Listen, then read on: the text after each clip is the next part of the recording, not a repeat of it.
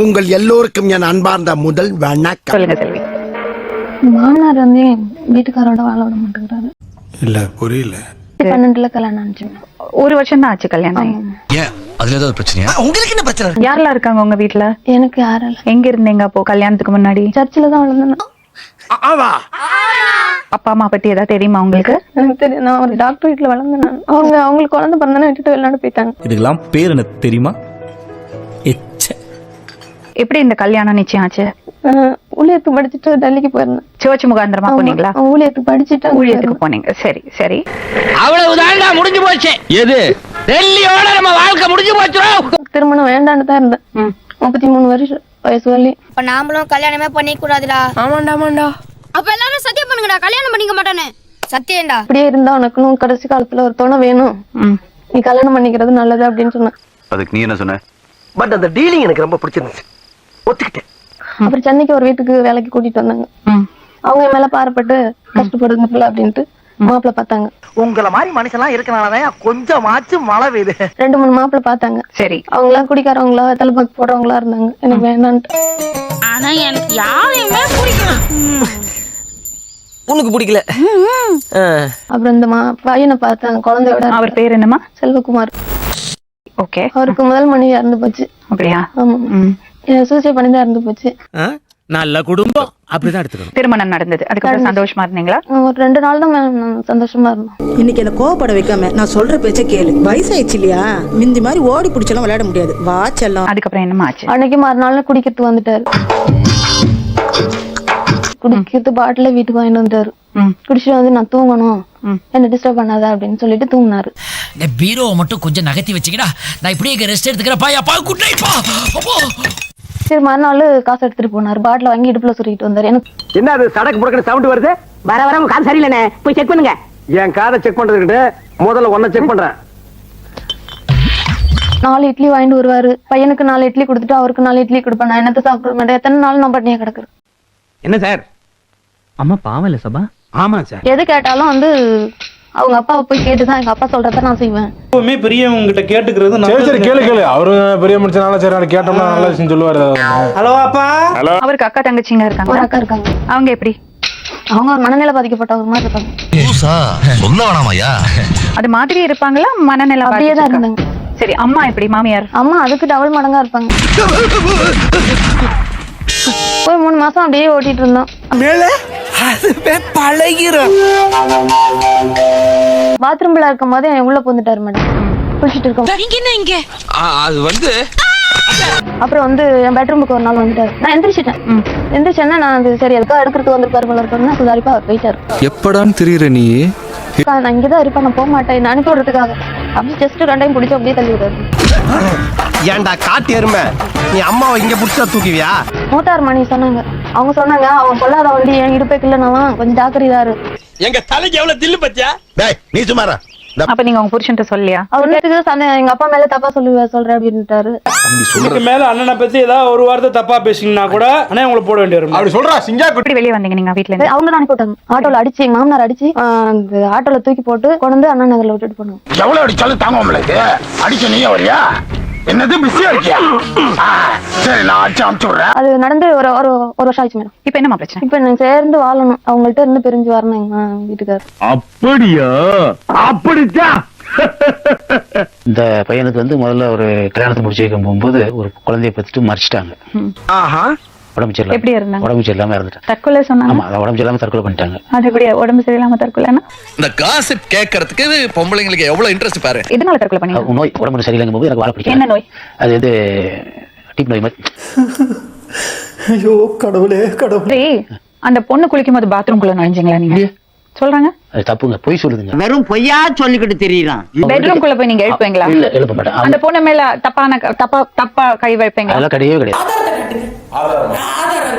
அவங்க வீட்டுக்கு போனது இல்லையா? கல்யாணத்தை முடிச்சுட்டு தனியால வச்சிட்டேன். அவங்க வீட்டுக்குள்ள போனதே கிடையாது. நீங்க அடிச்சதே கிடையாது. கல்யாணத்துக்கு போனதுல இருந்து கிடையாது, அடிச்சது கிடையாது. அவன் மேல கை வச்சது கிடையாது. ஏண்டா எங்களை இன்னமுமாடா நம்பிக்கிட்டு இருக்க? எங்க பேசிக்கிட்ட பார்த்தாவே உனக்கு தெரிய வேணாமா? அவர் உங்க வீட்டுக்கே வந்தது கிடையாது, உன்னை அடிச்சதே கிடையாது சொல்றாரு. கேளுங்க. அடிச்சது எல்லாமே உண்மை. நான் கேட்டு கம்ப்ளைண்ட் பண்ணி அவர்ட்ட கேளுங்க. மகளிர்ல கம்ப்ளைண்ட் பண்ணி கம்ப்ளைண்ட் எல்லாம் அடிச்சாரா? ஆமா. நீ ஓனாடி வச்சுக்கிறியா இல்ல யாராவது எழுதி தராங்களா? எந்த பாத்ரூம்? அவங்க அக்கா வீட்டு பாத்ரூமுக்குள்ள நுழைஞ்சு என்னை தூக்குனாரா இல்லன்னு கேளுங்க. எதுக்கு? தூக்கி ஆட்டோல ஏத்துனாரு. மருந்து குடிச்சிட்டாங்க மேடம். என்னங்க எனக்கு ஒண்ணுமே புரியல. அதுதானப்பா எனக்கும் புரியல. நீ என்கிட்ட என்ன சொன்ன? என்ன மேடம் தப்பா உள்ள நுழைஞ்சாரு. தப்பா பெட்ரூம் வழி வந்தாரு மேடம். நான் கொஞ்சம் அசால்ட்டா இருந்திருந்தேன்னா என் மேலே படுத்திருப்பாரு. இவ்வளவு நாளா நல்லவே மாதிரியே டீல் பண்ணியடா, நாசமா போற நண்டு மண்டக்காரா. பெரிய மருமாவளை இடுப்ப பிடிச்சி கிள்ளி இருக்கிறாரு. அது மருமகளை கூப்பிட்டு கேட்டா இல்லைன்னு சொன்னா உன்ன நினைச்சிருக்குமா? எனக்கு உன் மேலதான் ஒரு சந்தேகம். ஏன் மேலையா? என்கிட்ட தப்பா நடக்க முயற்சி பண்ணா நான் ஒத்து போலோட தான் என்ன அடிச்சு விரட்டினது. ஆளை பார்த்தா டம்மி பீஸா இருக்க, பயங்கரமான ஆளா இருக்கேடா. மருந்து குடிச்சிட்டா மேடம். செம்பிள வச்சிருந்ததை இவர் தான் ஊத்தி விட்டது.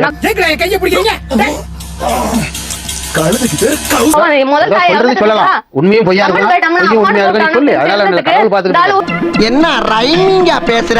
முதல் மனைவியை போட்டு அடிச்சு தூக்க மாட்டேங்க. இன்னும் உனக்கு செலவு பண்ண முடியாது. இன்னும் செத்துப்போ. என் பையனுக்கு வேற கல்யாணம் பண்ணணும் அப்படின்னு சொல்லி மாட்டிட்டு அந்த லெட்டர் என்கிட்ட ஆல்பம் எடுக்கும்போது ஆல்பத்துக்குள்ள இருந்தது. என்ன பங்கு மாட்டிக்கிட்ட பங்கு? என்ன லெட்டர்மா? அந்த பொண்ணு எழுதி வச்சிருக்குது. என்ன இது இருக்கா? புருஷன் கிட்ட சொல்லணும் இவர் படுத்துற தொந்தரவு தாங்க முடியும். புருஷன் வந்து அப்படியே வீட்டுல இருக்கு மேடம். ஏன் இப்படி பாக்குறாரு? கொஞ்சம் போயிட்டு வந்தாரு. என்ன ஒண்ணு ஏன் இவ்வளவு கிட்டத்துல வந்து பாத்துட்டு போறான்? அது சரி, நம்மளை பத்தி கேள்விப்பட்டிருக்கான். என்ன எழுதி இருந்தது? இவரு என்ன கொடுமைப்படுத்தி என்கிட்ட தப்பா நடக்க முயற்சி பண்ணாரு. அனந்தினமும் என்ன தொந்தரப்படுத்துறாரு. இந்த பிள்ளை எனக்கு பிறந்தது கிடையாது. இது மிரட்டி வாங்க கையில் அந்த பொண்ணு கிட்ட. அங்க ஒருத்தர் நம்மளை பாத்துட்டு பாருங்க. வரட்டும்டா, எனக்கு ஒரு மாதிரியாட்டா இருக்கும். சரி, அவன் என்ன சொல்றான் கேப்போம். அது இவர் அதுக்கு முன்னாடி எழுதி வச்சுட்டு தான் செத்து. இவர் தான் மாட்டி விட்டுருக்காரு. சரி, நீங்க விடுங்க. அதெல்லாம் இங்க வருது. இன்னைக்கு என்ன வேஷம் போட்டுருக்கான்னு பாத்துருவோம்.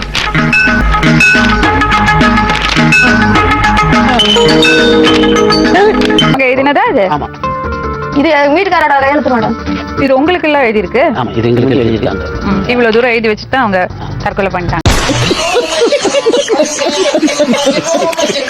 எப்ப தற்கொலை பண்ணாங்க அவங்க? எந்த தேதின்னு ஞாபகம் இருக்கா? இது அதுல எழுதிருக்காங்கன்னு பாருங்க. 2011. நீங்க சொல்லுங்க. எனக்கு ஞாபகம் இல்லை.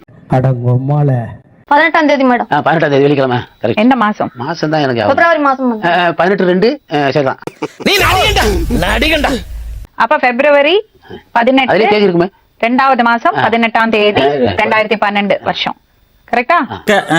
கட்டு கட்டு மேட்டு மேட்டு அப்படித்தான் அதுல எழுதிருக்காங்கன்னு நினைக்கிறேன். சார், அந்த லெட்டர்ல டேட் என்ன இருக்கு தெரியுமா? 12 நினைக்கிறேன். 11. சார் இது எழுதி இருக்கிறத சொன்னேன் சார். வேணா நீங்களே படிச்சுக்கோங்க.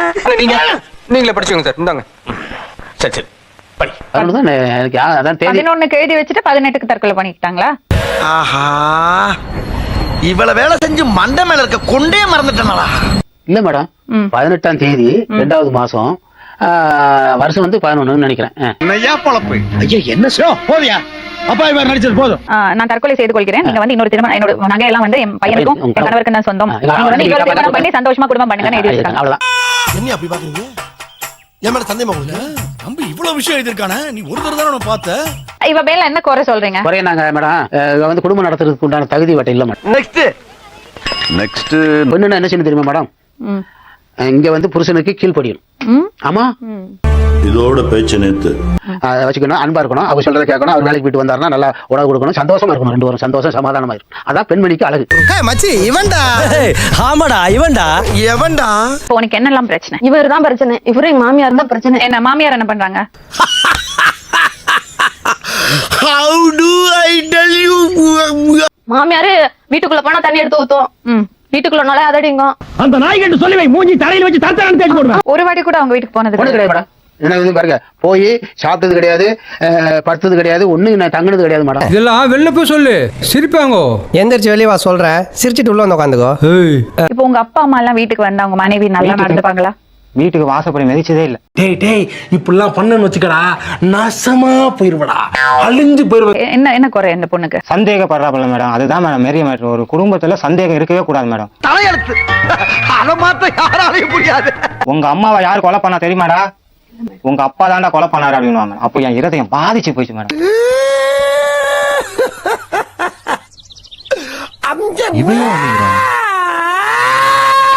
என்னையும் கொலை பண்ண வர போறாரா அப்படின்னு சின்ன பையன்கிட்ட அந்த மாதிரி இப்பயே மலையிலேயே தூண்டி விட்டா அவனோட வாழ்க்கை என்ன மேடம் ஆகுது?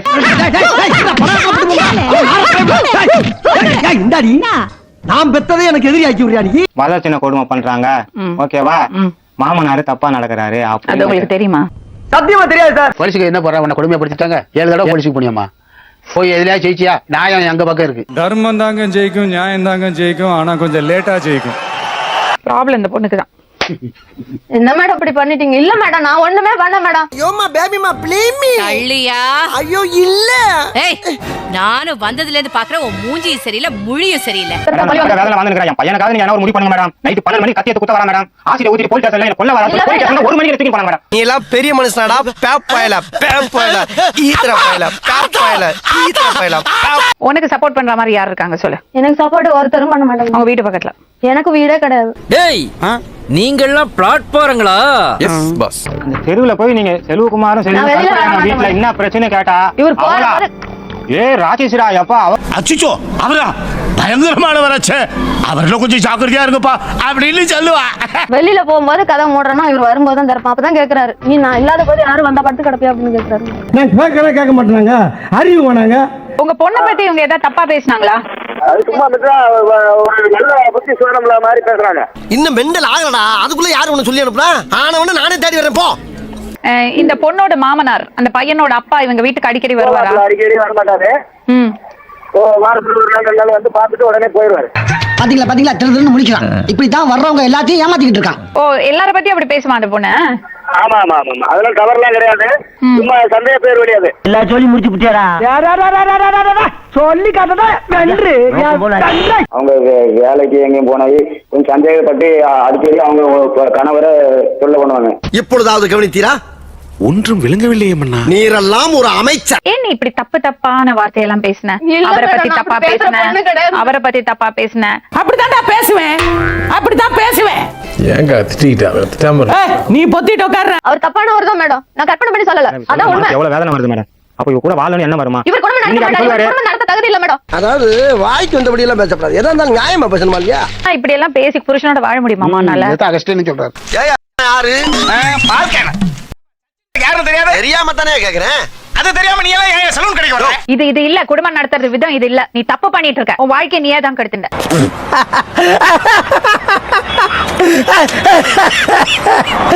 வந்து மனசளவுல ரொம்ப குழம்பி போயிருக்கா. உங்கள்கிட்ட நான் சொல்றேன் சின்ன பொண்ணா நினைச்சு மன்னிச்சிடுங்க. சின்ன பையன் சார். ஆனா அந்த மாதிரி பேசலையே. இவனடா சின்ன பையன். இப்ப நீங்க வீட்டுக்கு கூட்டிட்டு எல்லாம் போக வேண்டாம். அவளுக்கு மருத்துவ ரீதியா என்ன பண்ண முடியும் பாப்போம். மட்டமாமே